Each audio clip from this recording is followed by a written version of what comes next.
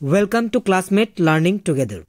তো আজকে আমরা মাদ্রাসা সার্ভিস কমিশনের ইংলিশ এসএলএসটি ক্লাস 9-10-এর মক টেস্ট নাম্বার 10 করতে চলেছি। আর এই মক টেস্ট নাম্বার 10-এ ইউলিসিস এই পোয়েম আর তারপর গ্রামারের উপরে বেশ কিছু ইম্পর্টেন্ট এমসিকিউ আমরা সলভ করব। তো চলো শুরু করা যাক। Question number 1, the poem Ulysses was composed in option A September 1833, option B October 1833, option C November 1833 আর অপশন ডি ডিসেম্বর 1833। তো অ্যাকচুয়ালি ইউলিসিস এই পোয়েমটি কিন্তু 1833 অক্টোবর মাসে কিন্তু লেখা হয়েছিল, তাহলে option B October 1833 is the right answer. চলে আসবো সেকেন্ড কোয়েশ্চেনে। The poem Ulysses was published in option A 1841, option B 1842, option C 1843 আর অপশন ডি 1844। তো অ্যাকচুয়ালি ইউলিসিস পোয়েমটা কিন্তু পাবলিশ করেছিল 1842 সালে, অর্থাৎ option B 1842 is the right answer. চলে আসবো পরবর্তী কোয়েশ্চেনে।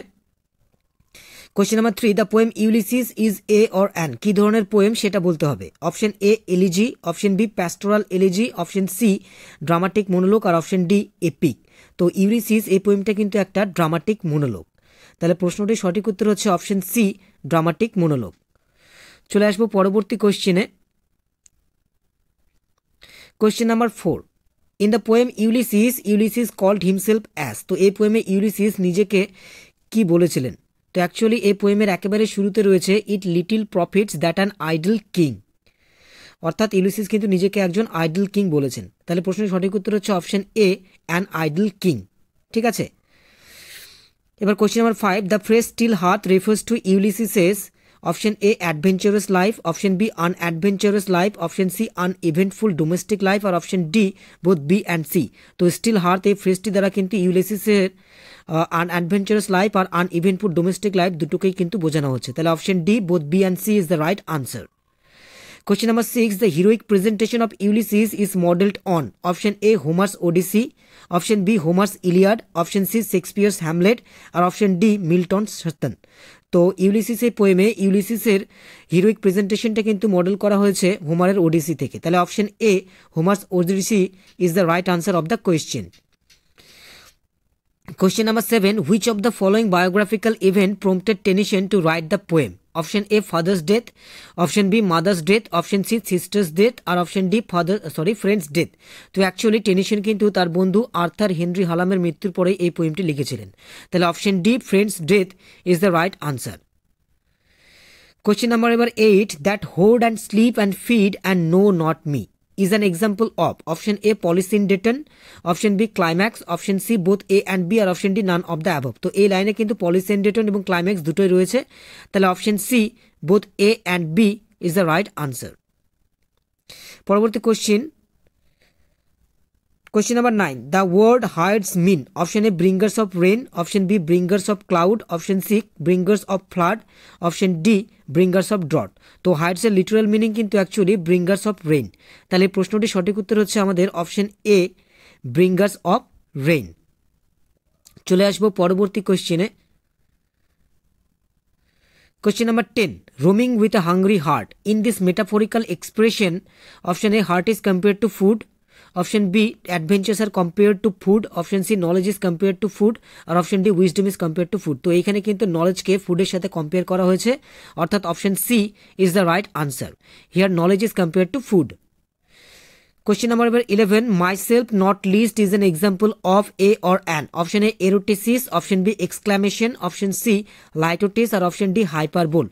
তো myself not least এখানে কিন্তু একটা স্ট্রং অ্যাফার্মেটিভ আইডিয়াকে by the negation of its opposite দিয়ে কিন্তু অ্যাফার্ম করা হচ্ছে, তাহলে option C litotes is the right answer.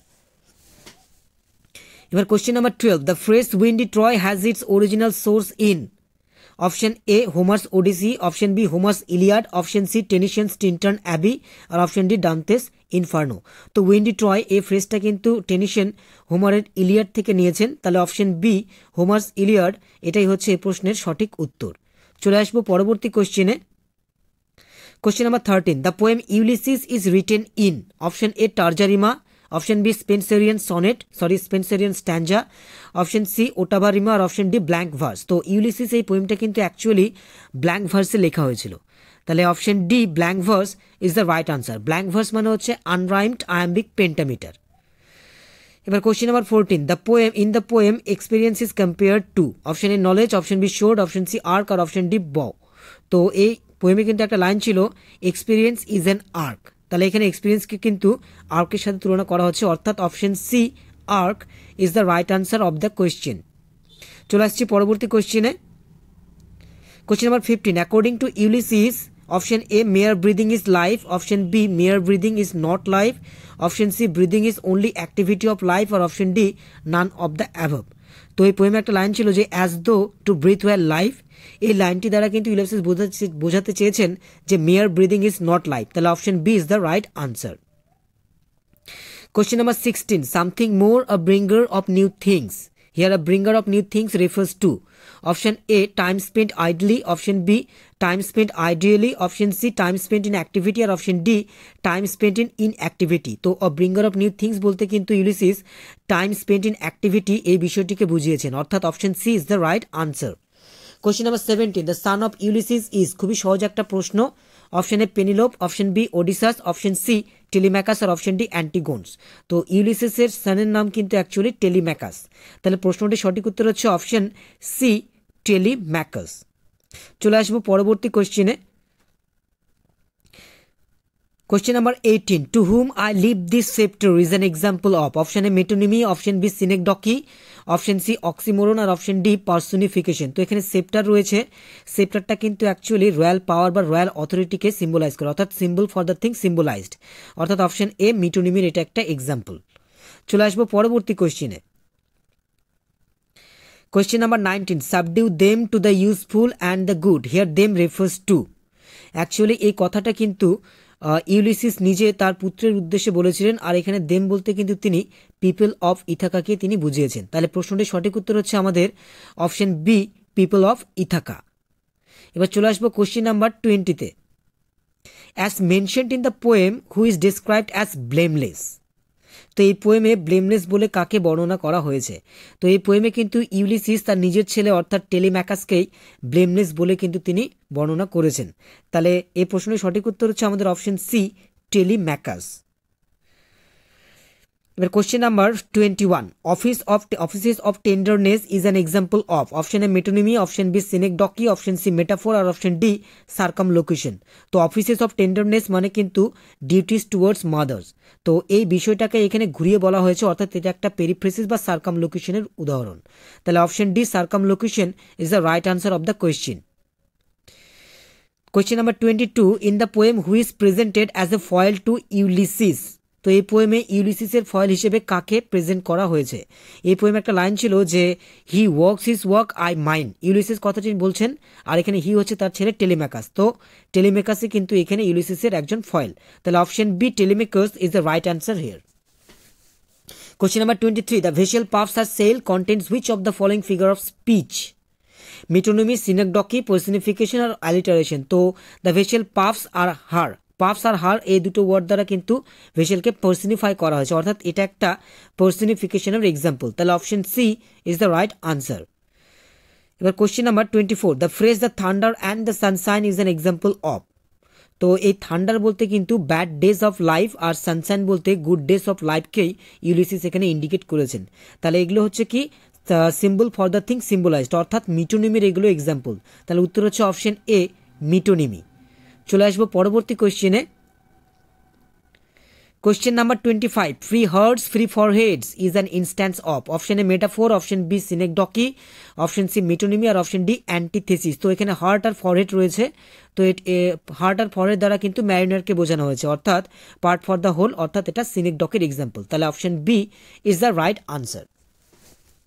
চলে আসবো পরবর্তী কোশ্চেনে। Question number 26, you and I are old, here I refers to. তো এই লাইনটি কিন্তু অ্যাকচুয়ালি ইউলিসিস নিজে বলছেন তার ম্যারিনার্সদের উদ্দেশ্যে, তাহলে স্বাভাবিকভাবে এখানে কিন্তু আই হচ্ছেন ইউলিসিস নিজেই, তাহলে প্রশ্নটির সঠিক উত্তর হচ্ছে অপশন সি ইউলিসিস। চলে আসবো পরবর্তী কোশ্চেনে।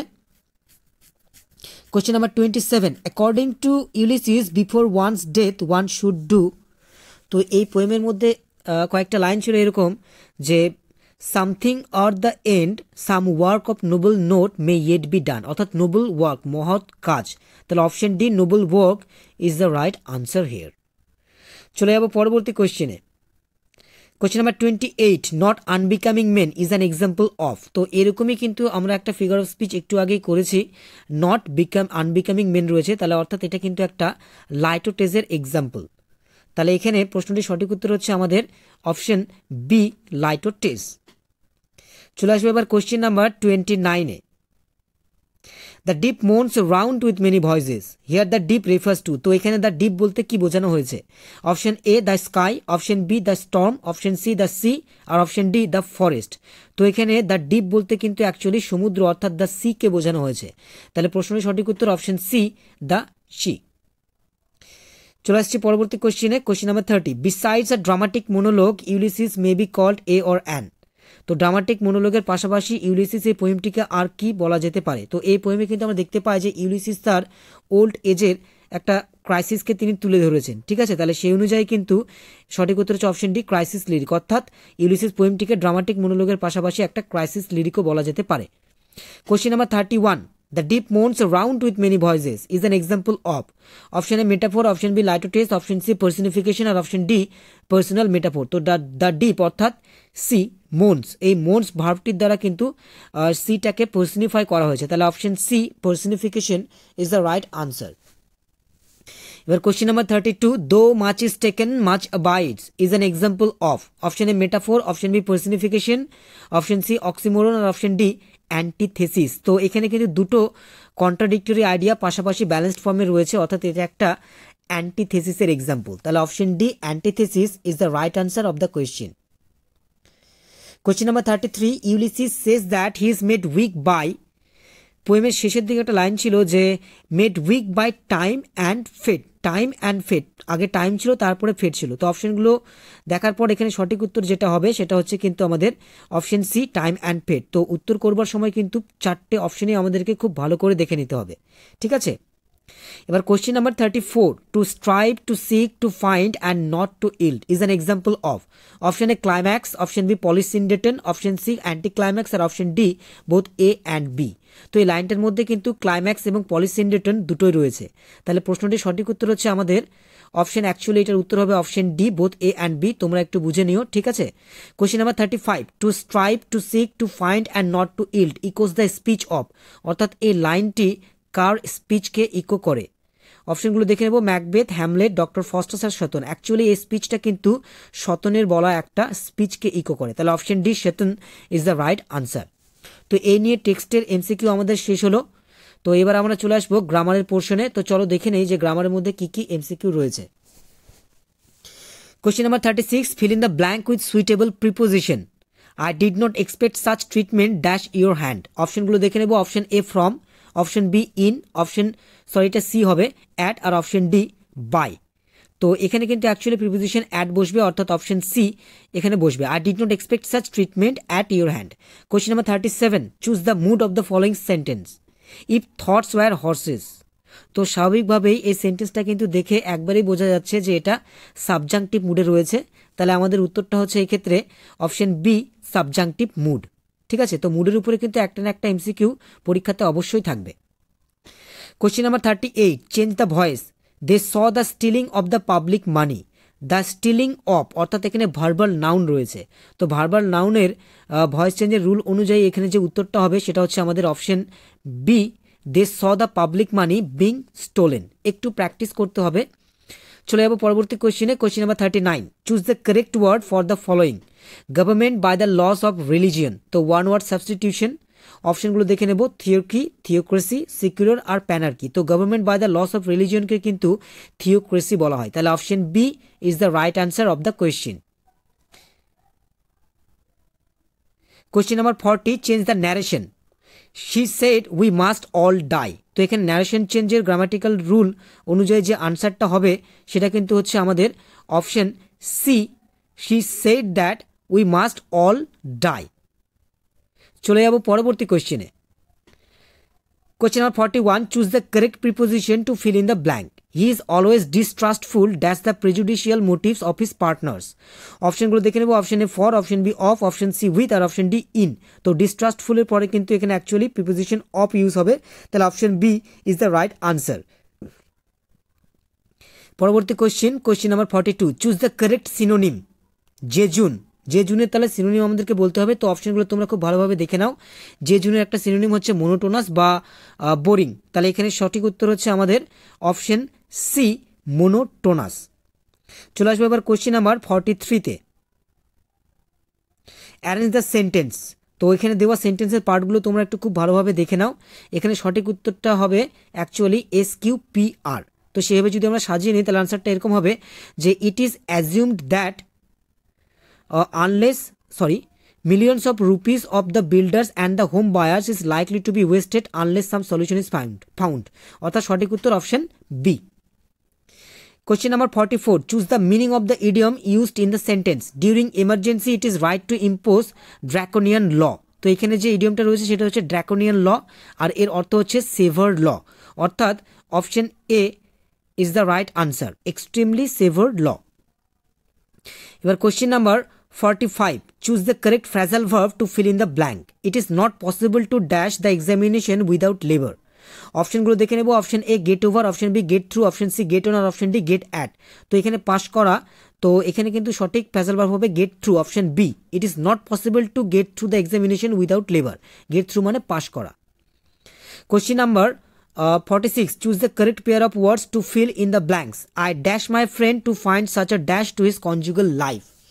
তো এখানে অপশনগুলো অনুযায়ী এখানে যে উত্তরটা হবে সেটা কিন্তু হবে আমাদের অপশন বি, কমপ্লিমেন্টেড আর কমপ্লিমেন্ট।